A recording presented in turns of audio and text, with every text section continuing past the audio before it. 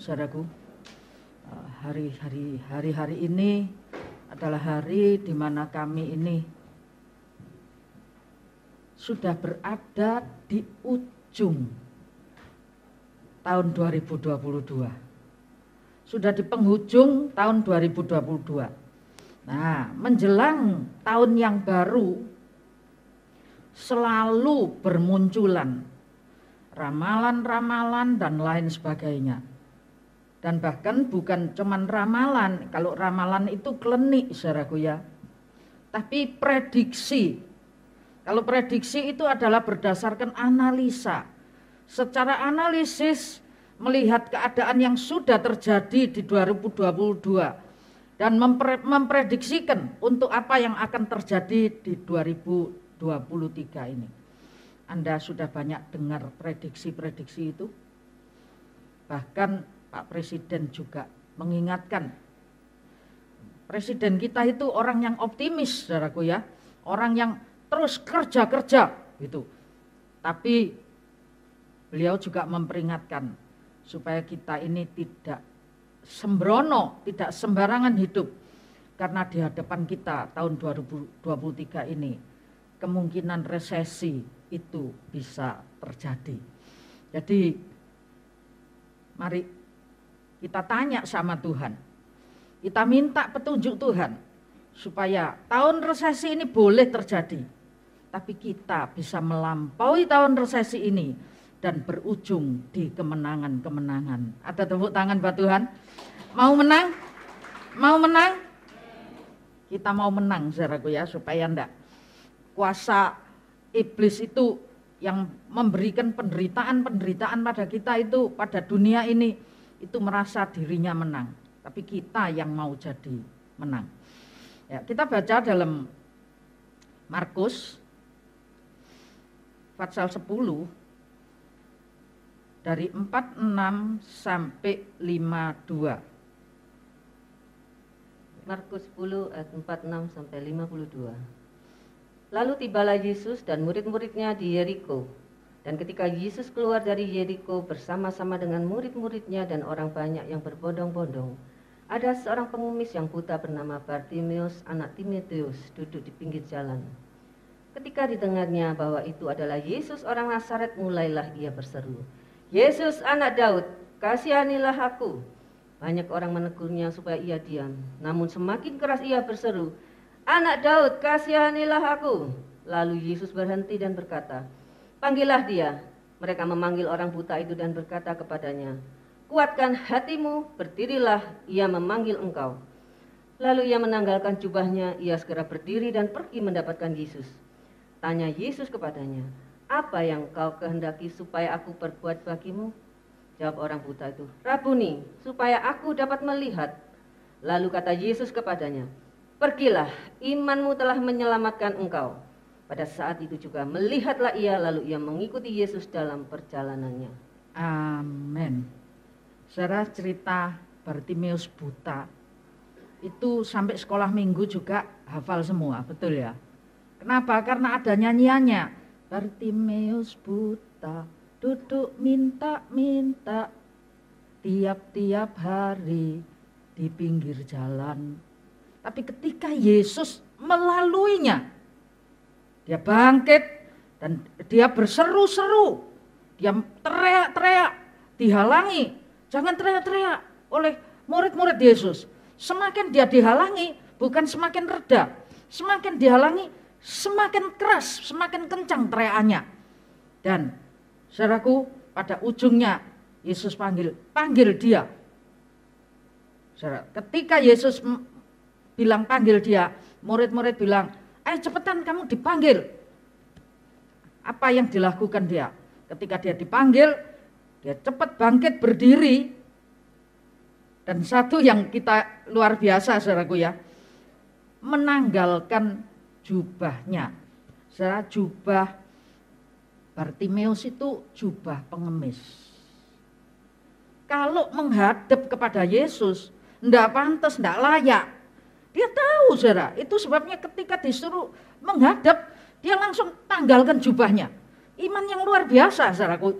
Dia bisa ngomong dengan perbuatannya itu, bahwa dia tidak lagi minta-minta. Ini jubah pengemis dilempar. Dan bukan pelan-pelan, tapi sesegera mungkin.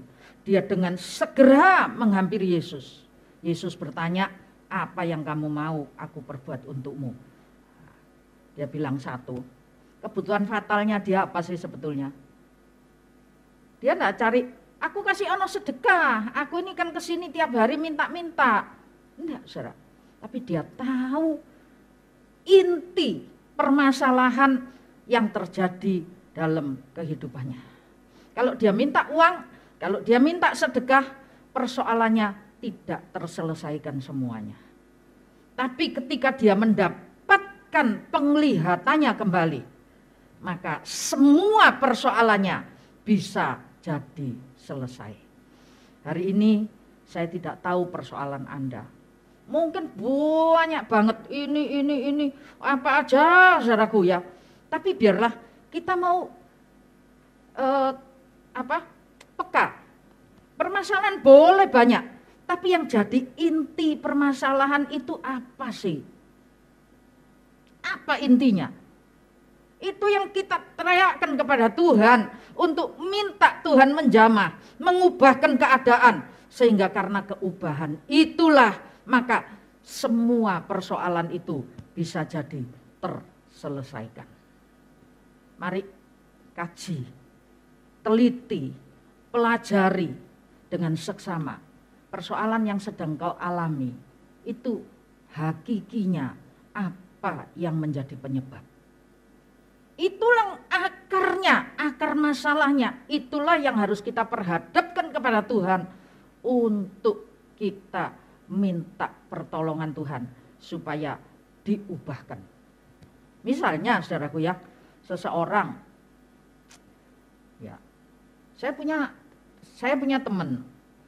Teman ini di komunitas ini dia tengkar sama siapa? Di komunitasan, pindah komunitas, itu selalu tengkar. Nah, menyelesaikannya bukan pindah komunitas. Kalau tidak dicari hakikatnya apa sih? Karena ternyata setiap kali dia berada di komunitas itu dia terakhirnya enggak cocok, dikucilkan lagi. Mengapa? Karena setiap di komunitas dia itu cuma bingung cari keuntungan. Bingung cari untung. Ini apa aja melalui banyak cara dia merugikan orang lain demi kepentingan keuntungan pribadinya. Akhirnya kalau jadi orang baru di satu komunitas, dia masih diterima, welcome. Tapi ketika sudah cukup lama orang akan tahu.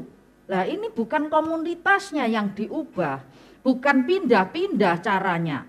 Itu kalau berseru kepada Tuhan, Tuhan orang-orang jahat semua tidak bisa terima aku. Ketika aku baru mereka seneng-seneng, tapi ketika aku lama semua itu pada enggak kasih respon yang positif sama aku. Bukan itu yang diminta. Harus tahu hakikinya. Sebabnya apa? Karena sebabnya dia tidak tulus, dia tidak murni, dia selalu tidak peduli orang lain rugi. Yang penting dia dapat keuntungan. Nah, itulah saudaraku yang harus dicari. Tiap-tiap kita beda. beda situasi. Ada yang harus selesaikan karakter. Sekali waktu saya dimintai tolong sama seseorang. Untuk, ya orang ini sedang dalam masalah besar, saudaraku. Saya lihat ya sakno gitu ya, kok ya sakno, kok ya kasihan. Jadi akhirnya saya berusaha untuk menolong. Tapi Tuhan malamnya ngomong gini, saya belum selesai berurusan dengan dia. Jadi nolong orang itu pun bisa salah, saudaraku ya. Saya belum selesai berurusan dengan dia. Tuhan itu belum selesai untuk mendidik dia. Kok kamu mau nulungi aku untuk menyelesaikan? Belum selesai. Benar saudaraku, saya tolong, akhirnya saya kepentung. Nah, pada saat saya kepentung, Tuhan ngomong kan sudah tak kasih tahu. Betul ya.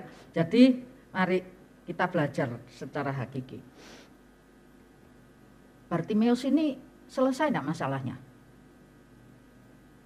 Selesai, lebih dari sekedar selesai. Karena ketika dia melek, ketika dia lihat baju jubah pengemisnya sudah dirurukan, sudah dilempar, sudah ditanggalkan. Dia sudah bukan pengemis lagi. Dari seorang pengemis buta, dia diubahkan menjadi seorang pengikut Yesus. Karena ayat 52 mengatakan, maka pada saat itu juga melihatlah ia, lalu ia mengikut Yesus. Jadi dari pengemis yang tiap-tiap hari di pinggir jalan meminta-minta, dan bahkan ditambah dengan buta, tidak bisa melihat. Persoalannya tuntas selesai, mendapatkan berkat ganda. Amin.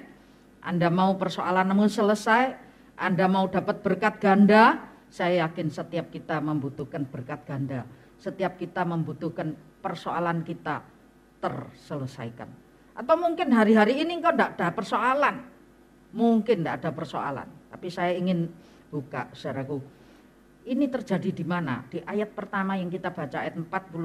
Di situ tuliskan, Yesus dan murid-muridnya di mana? Yeriko. Yesus dan murid-muridnya di Yeriko. Ya, ketika mau keluar dari kota Yeriko, maka orang banyak berbondong-bondong.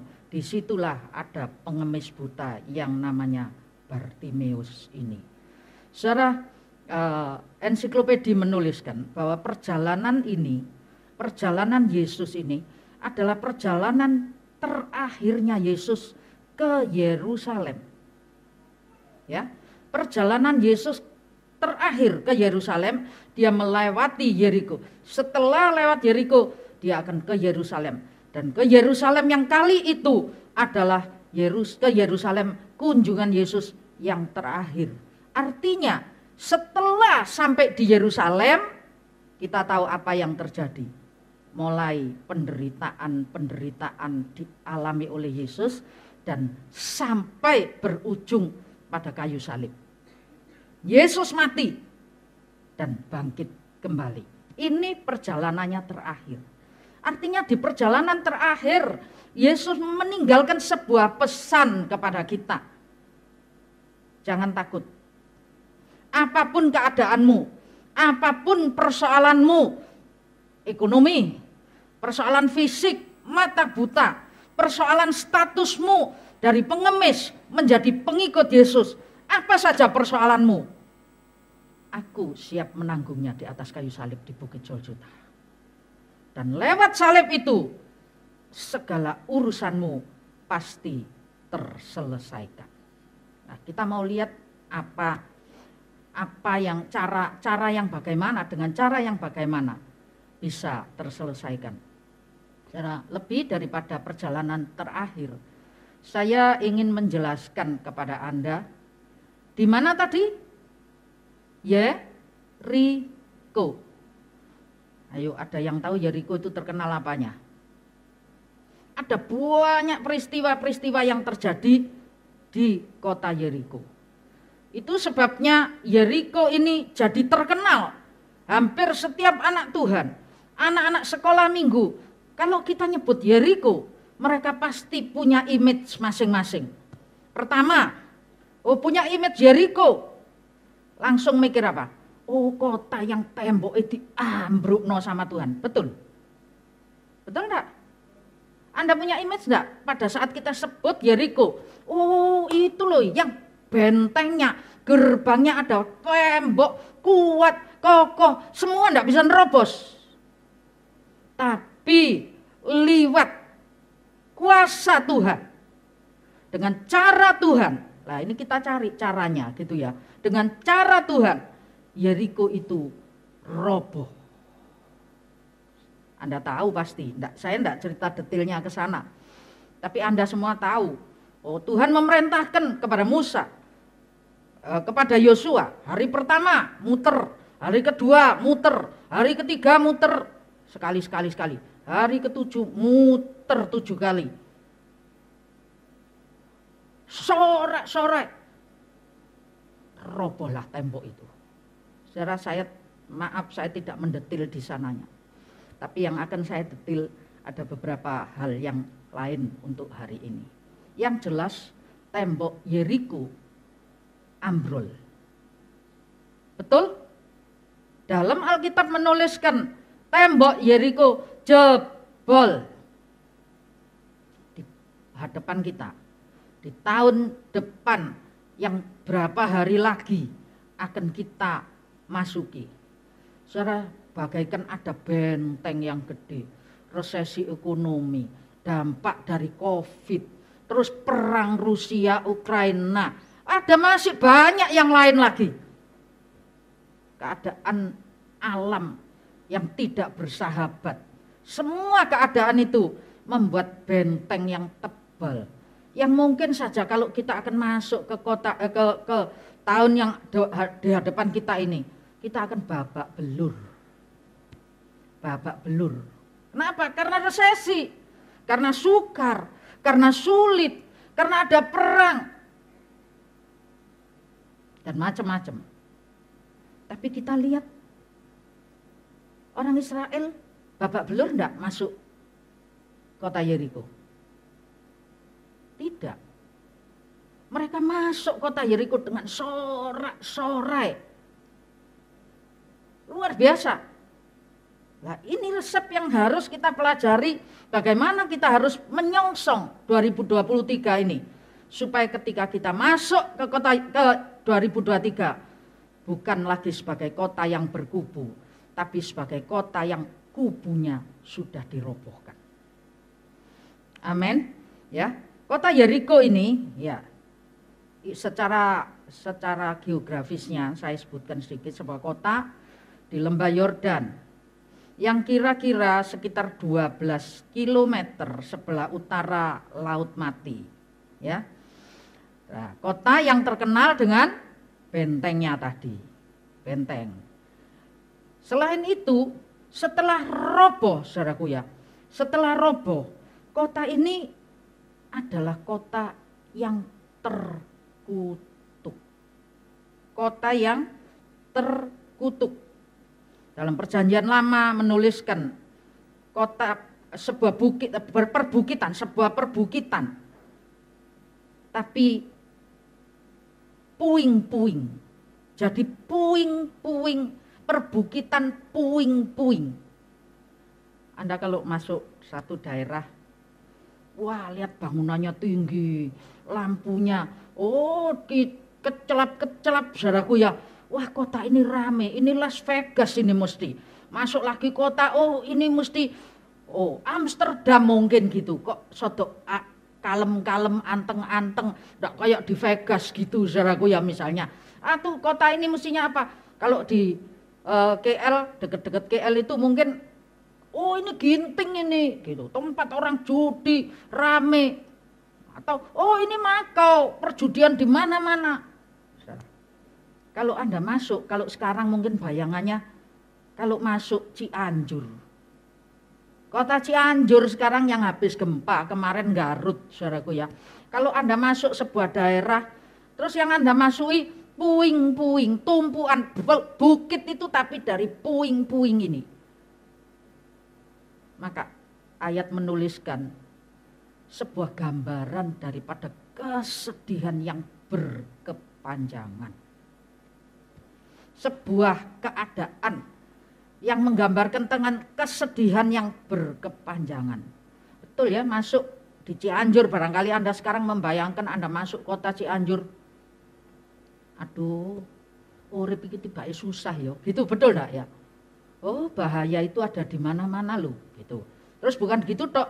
Loh, ternyata di kota yang sudah kayak gini, kadrun itu masih saja buat ulah. Terus, oh sudah seneng-seneng disumbang sama gereja yang namanya tenda. Tenda disobei. Kita ini baru seneng dikit masuk tenda, tendanya bocor. Gitu. Sedih. Betul sedih ya. Tapi ini ada penjelasan-penjelasan orang Cianjur enggak gitu. Oh itu cuma kadrun. Itu dari organisasi-organisasi yang ya macam-macam lah. Anda bisa memberikan sumbangan Anda ke Cianjur gitu. Yeriko, kalau enggak usah dibaca supaya sampai ya. Kalau Anda baca di Yosua 6 ayat 26, itu setelah ambrol semuanya, setelah hancur semuanya, Tuhan melalui Yosua mengutuki kota Yeriko ini. Jadi kota yang terkutuk dan tidak bisa dibangun lagi. Untuk siapa yang akan bangun, dia harus mengorbankan anak sulungnya untuk jadi dasar dan anak bungsunya untuk menyelesaikan pintu gerbangnya. Itu ada di Raja-Raja ya. Itu ada di kitab Raja-Raja. Yang namanya Raja Hiel itu 2 anaknya. Dia bangun kembali kota Yeriko ini. Tapi 2 anaknya, sulung dan bungsu. Sulung dan bungsu ini jangan karena Anda pilih sulung. Tapi sulung bungsu ini, Alkitab kalau meneruskan sulung dan bungsu, itu menggambarkan seluruh generasi di bawahnya. Artinya orang yang mau bangun Yeriko kembali, generasinya akan dihancurkan oleh Tuhan. Saya tanya, Yeriko hancur enggak? Hancur bukan untuk 1 periode, bukan untuk 2 periode, tapi hancur untuk selamanya sebetulnya. Menjelang, tapi di kota ini di Perjanjian Baru itu ada satu era di mana Herodes membangun kembali di dekat kota Yeriko ini, sebuah kota yang lain. Saudaraku, apa yang kita baca tadi? Di Yeriko memang terjadi kebutaan. Di Yeriko terjadi kemiskinan. Di Yeriko terjadi kesengsaraan. Di Yeriko orang selalu kurang hidupnya. Tapi Yesus ingin menyampaikan, aku bentar lagi sampai ke Yerusalem. Dan di situ aku akan menderita. Aku akan disalibkan. Di mana lewat kuasa salib inilah sebenarnya segala penderitaanmu, segala keserakahanmu, segala kesulitanmu, segala kesusahanmu terselesaikan. Amin. Amin. Oleh kuasa salib yang kita ada di hadapan kita hari ini, darah, tubuh dan darah Kristus. Oleh kuasa inilah kita diberikan sebuah keberanian menyongsong 2023. Bukan dengan kuat, bukan dengan gagah, tapi oleh roh Tuhan saja. Sakarya 3, bukan kuat, bukan gagah, oleh rohmu saja Tuhan. Amin. Bisa nyanyian itu depannya aja. Bukan kuat, bukan gagah, oleh rohmu saja Tuhan. Bukan kuat, bukan gagah, oleh rohmu saja Tuhan. Gunung ini dipindahkan, gunung itu dipindahkan, bukan oleh kuat dan gagah kita, oleh kuasa Tuhan. Ini sangu loh buat kita, saudara. Amin. Ini sangu, modal, bekal buat kita ketika kita mulai memasuki 2023. Kaki kita berjejak bukan dengan keluh kesah, bukan dengan penderitaan, tapi dengan sorak-sorai dan ucapan syukur. Lewat ucapan syukur itulah maka kita bisa diberikan kekuatan untuk melampauinya. Kalau kayak pengemis ini pengemis. Kalau ngemis itu apa? Kurang, minta, saudaraku. Terus gitu, enggak bisa ngucap syukur. Cuma tidak ada kepuasan yang ada. Nah, saya itu cerita lagi. Lanjut saya tanya, ada yang nemukan lagi kesan Anda tentang Yeriko? Halo, ada yang mau angkat tangan? Terkenal apanya Yeriko ini? Selain temboknya. Ayo guru sekolah minggu, kalau sudah cerita tembok Yeriko, apa lanjutnya yang terkenal? Halo, mana guru sekolah minggunya? Apa lanjutnya yang terkenal di atas tembok itu loh? Wanita yang namanya Rahab. Yang harusnya binasa, harusnya hancur. Tapi wanita yang namanya Rahab ini, tolong diganti dengan anunya Yeriko, bisa?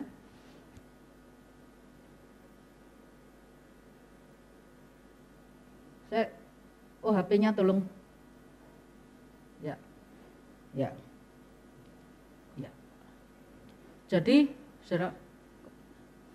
Jadi di kota Yeriko ini, mundur sedikit ya, saya keloncatan tadi. Ini di era Yosua, di eranya Musa. Ada yang terkenal dengan Yeriko apa? 12 pengintai. 10 tidak punya iman, 2 beriman. Yusak dan Kaleb adalah produk yang berhasil diluncurkan menjadi produk unggulan buat iman. Kaleb itu kalau ngomong 40 tahun yang lalu aku kuat gini. Sekarang sudah 40 tahun lewat, aku tetap sehat, aku tetap kuat. Wow, kenapa? Karena iman. Nah, secara lanjut tadi tanya, di atas benteng Yeriko hiduplah yang namanya Rahab. Benar? Seorang pelacur yang harusnya binasa, tertolak dan hancur hidupnya. Oleh karena tindakan imannya, dia mendengar, dia percaya, lalu dia bertindak. Itu sebabnya kehancurannya diubahkan menjadi sebuah keberhasilan. Nama Rahab ini, saudara, bukan cuma terselamatkan dari Yeriko, tapi nama Rahab ini setelah terselamatkan dari Yeriko, nama Rahab ini menjadi orang yang dalam silsilah Yesus, salah satu wanita yang disebut adalah Rahab. Jadi terbilang dalam orang-orang yang punya andil dalam keselamatan.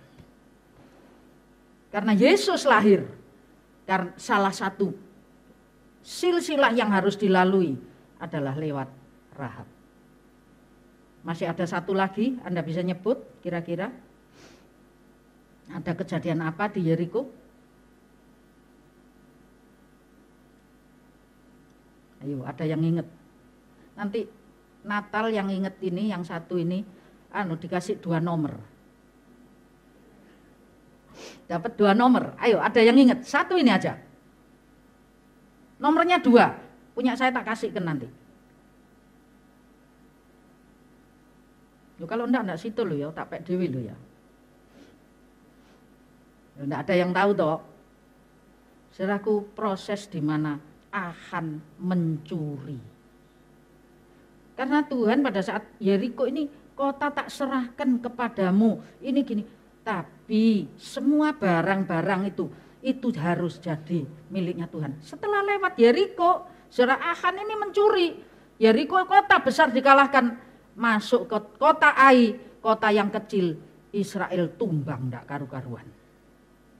Jadi, saudara, sebuah proses di mana di kota Yeriko, oleh karena iman seorang yang harusnya binasa, dia beroleh keselamatan. Bukan siapa-siapa, dia orang yang terhina, dia orang yang tidak dipandang mata oleh orang-orang yang ada di sekitar. Bayangkan dia ini pelacur, saudaraku. Tapi oleh karena imannya, nasibnya diubahkan 180 derajat. Tapi sebaliknya, ada Achan, seorang Achan, orang terpandang, dia prajurit, dia pahlawan perang, dia orang rekanan kerjanya Yosua, rekan kerjanya Musa, rekan kerjanya orang Israel, yang harusnya dia beroleh banyak berkat karena kemenangan demi kemenangan yang harus dilalui. Tapi apa yang terjadi? Karena penguasaan dirinya tidak ada, maka dia kehilangan keselamatannya. Saudaraku, hati-hati, yang terdahulu jadi terkemudian. Ini gambaran dari itu. Tapi yang terkemudian jadi terdahulu. Achan terdahulu karena dia memang orang Israel. Dia pasukan, dia prajurit, dia tentara, dia ikut maju perang. Tapi apa yang terjadi? Dia gugur di tengah perjalanan. Sementara Rahab ini adalah perempuan sundal yang harusnya binasa, tapi kalau oleh karena imannya dia diselamatkan. Saudara, awas, jangan sampai yang terdahulu jadi terkemudian dan terkemudian terdahulu. Mengapa? Karena suam-suam sudah menjalankan ibadahnya dengan cara apa? Karena wajib. Minggu ndak ke gereja, gak wajib, gak enak. Ya, saudara, dari ini saya ingin menjelaskan kepada Anda.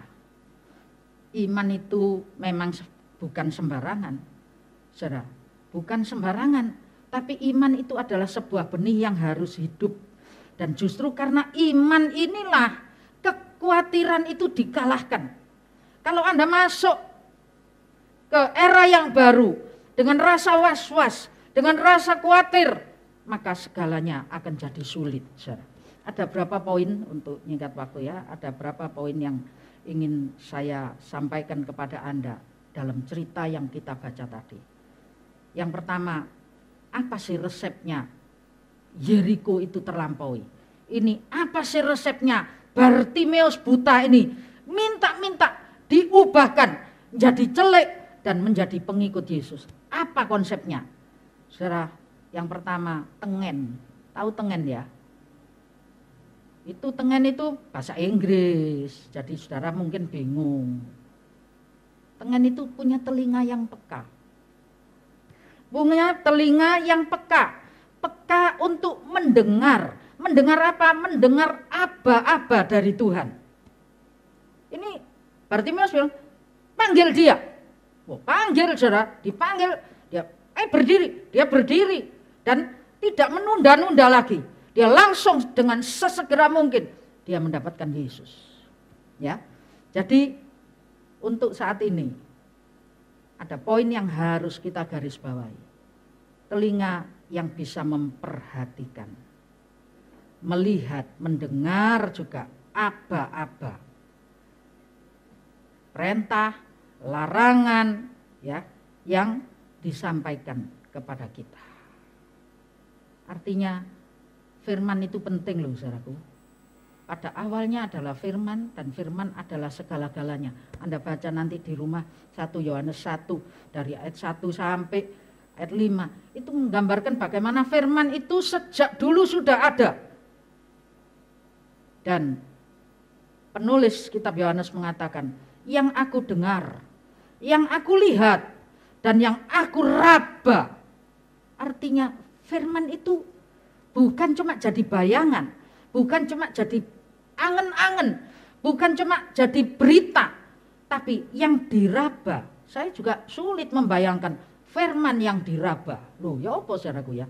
Ya apa? Firman yang diraba itu yang kayak apa kira-kira? Artinya yang dialami di dalam hidupnya. Anda harus punya pengalaman, mengalami firman dalam hidup itu. Punya pengalaman untuk mentaati, mendengar dan mentaati firman? Saya waktu enggak punya SIM dulu saudaraku ya, karena KTP pindah dari Surabaya Denpasar, waktu balik ke Surabaya Denpasar Surabaya, KTP saya mati Basan. Di sini di Surabaya kurang lebih setahun tanpa KTP, tanpa enggak bisa buat SIM. Wah, saya kemana-mana naik mobil, telinga ini mesti peka saudara. Tuhan ngomong, jangan lewat situ. Saya belok. Kalau saya lewat situ, dicekel polisi saudara, dendo. Setahun. Sampai KTP saya selesai jadi, pindah KTP, pindah Surabaya. Anda tahu Tuhan bilang waktunya buat SIM. Saya terlanjur enak. Gak SIM rapopo toh. Oh sudah setahun lebih gak SIM. Dilindungi Tuhan. Kalau ada cegatan disuruh menggok kanan, disuruh menggok kiri, dikasih petunjuk. Saya terlanjur nikmat tanpa SIM. Nikmat dalam ketidakpatuhan terhadap peraturan. Tahu saudara? Tuhan bilang waktunya buat SIM, aku enggak buat. Waktunya buat SIM, aku enggak buat, sudah nikmat kok. Enggak popo Tuhan, enggak popo. Sehari saya dipegang polisi 3 kali. Gak salah pun dicekel, biasanya kan tunggu salah baru diprit sama polisi. Ini di Sutomo ini yang ketiga kali. Loh lampu merah saya berhenti. Polisi yang di pos itu datangi saya minta SIM. Loh kok aneh ya aku bilang. Sampai teman-teman itu rame, oh jaluk diruat iku katanya gitu saudaraku ya. Tahu Anda? Itu mengalami. Kalau kita tidak taat ada dampaknya. Pengalaman terhadap firman. Apa yang aku lihat, apa yang aku dengar sendiri, lihat dengan mata kepalaku, apa yang aku dengar sendiri dan apa yang aku raba. Halo, jemaat Tuhan mengalami firman? Mengalami firman? Amin. Firman-Mu pelita bagi kakiku, terang bagi jalanku. Benar? Poin yang kedua. Ya. Itu ada penyaluran karena dari Tuhan kepada Yosua, Yosua kepada ini saya enggak nyempat ngajak baca sih, kepada imam-imam 7 hari lamanya. 6 hari kamu jalan sekali-sekali, pakai bawa tabut perjanjian, belakangnya bawa nafiri, belakangnya lagi orang untuk penutup. 7 hari, tidak boleh ngomong. Hari ke-7 baru 7 kali dan kali yang ke-7 ketika nafiri itu ditiupkan panjang, Tuhan ngomong, waktunya aku menyerahkan kota ini. Teriak, semua teriak. Ini disampaikan, ya hati-hati berjenjang. Semua kita, banyak hamba Tuhan tidak belajar pokok ngomong. Hati-hati saudaraku ya, dengar firman Tuhan. Hati-hati, jangan sampai orang yang tidak belajar, tidak tanya, pokoknya ngomong. Sing penting dek, mimbar iki lak iso ngomong toh saudaraku. Bener enggak? Oh, sing pinter ngoceh, wah ndagel mulai apa saja. Tapi bukan itu. Dengar firman, tangkap firman itu, sampaikan, tidak menambah dan tidak menguranginya. Buat orang yang nambah, dia akan juga terima hukuman. Buat orang yang mengurangi, dia juga akan menerima hukuman. Jadi yang memperhatikan, ini tepat yang didengar. Karena yang menyampaikan juga tidak menambah atau mengurangi. Memperhatikan dan melakukan ketaatan. Amin.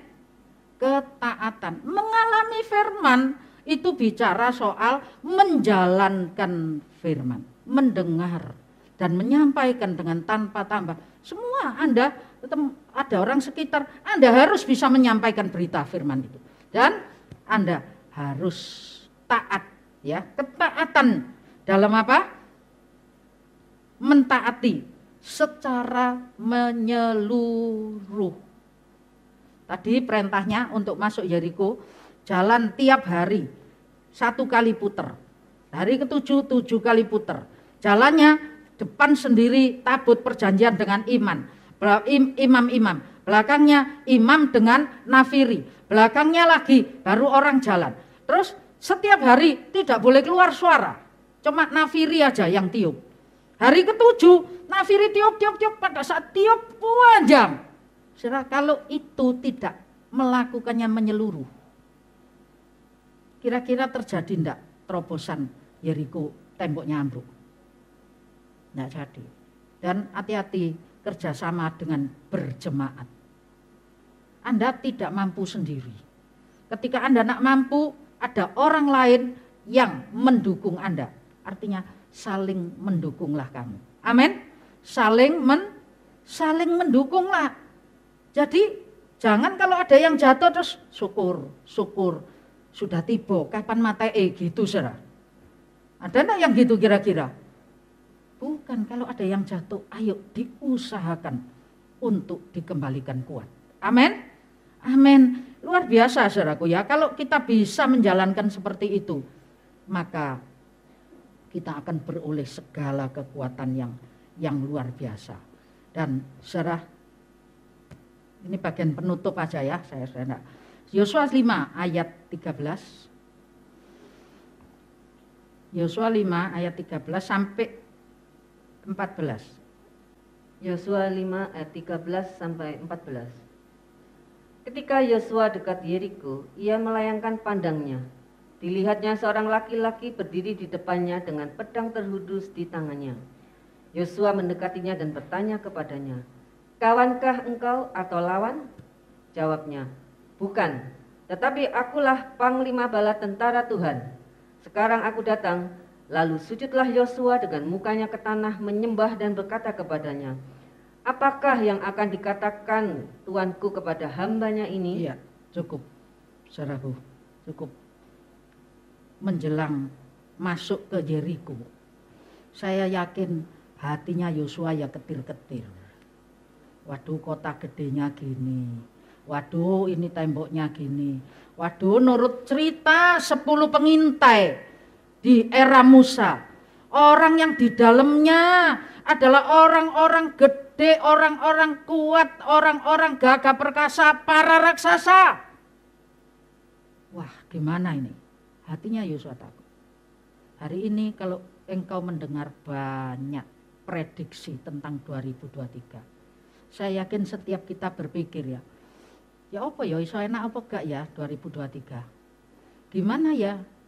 Ini penyakit ini, Anda kalau tahu hari ini bukan Wuhan, Beijing, Shanghai, lagi Hong Kong, lockdown lagi semua saudaraku. Lockdown karena apa? Karena COVID-nya meludak lagi. Terus kapan marine COVID? Gitu kan? Anda pernah berpikir gitu? COVID mari muncul yang lebih jelek, muncul yang lebih ganas, muncul yang lebih apa lagi? Belum lagi dampak daripada nuklir yang disebarkan lewat perang Rusia Ukraina. Kalau Hiroshima Nagasaki itu sampai sekian puluh tahun penyakit beredar di daerah-daerah sekitar sana. Orang Jepang paru-parunya banyak yang rusak waktu-waktu itu, saudaraku. Karena bom atom. Ini lebih ganas dari bom atom yang sekarang ini. Itu sebabnya kekhawatiran mungkin ada. Tapi satu pesan Tuhan, jangan takut. Di gerbang menjelang engkau masuk ke Yeriko, di situ engkau harus tahu Immanuel, Tuhan beserta. Tuhan tidak pernah meninggalkan engkau sendiri. Punyai iman bahwa ada Tuhan yang tidak membiarkan kita jalan sendiri. Bukan cuma sendiri, tapi aku, katanya ayat 15, panglima bala tentara Allah. Saudara, kalau panglimanya ada di sana, anak buahnya ada enggak? Panglima sendirian? Panglima selalu bawa anak buah, selalu bawa pasukan. Artinya, noleo kananmu, noleo kirimu. Engkau tahu enggak kalau ada pasukan Tuhan yang ada beserta dengan kamu? Halo? Amin? Penyertaan Tuhan atas kita itu sungguh luar biasa. Dan di Fatsal 6, kita baca ayat 2. Ayat yang kedua. Berfirmanlah Tuhan kepada Yosua, ketahuilah, aku serahkan ke tanganmu Yeriko ini beserta rajanya dan pahlawan-pahlawannya yang gagah perkasa. Pahlawan gagah perkasa, rajanya, kotanya, artinya gerbang yang tebal, kekuatan, personel angkatannya, semuanya Tuhan bilang, aku serahkan kepadamu. Tuhan mengirim panglima tentaranya bersama dengan kita, berjalan bareng kita. Dan bahkan lebih daripada itu, Tuhan memberikan janjinya kepada kita. Kita berjalan maju dalam janji Tuhan. Amin. Kita berjalan maju dalam janji Tuhan. Itu sebabnya, saudaraku, dengar firman, dengar apa-apa, dan jalankan dengan seluruh ketaatan. Maka engkau akan beroleh kekuatan baru. Lempar jauh-jauh khawatirmu. Amin. Lempar jauh-jauh khawatirmu. Karena Amsal 12:25 mengatakan kekhawatiran itu dalam hati bisa membuat engkau bungkuk. Kekhawatiran dalam hati membungkukkan orang. Artinya kalau sudah bungkuk, tidak bisa lihat depan, saudaraku. Tidak bisa lihat hari esok. Kita cuma lihat persoalan-persoalan yang kita lalui. Tapi bersama dengan Tuhan, kita akan melakukan perkara-perkara yang besar. Amin. Kita bangkit berdiri.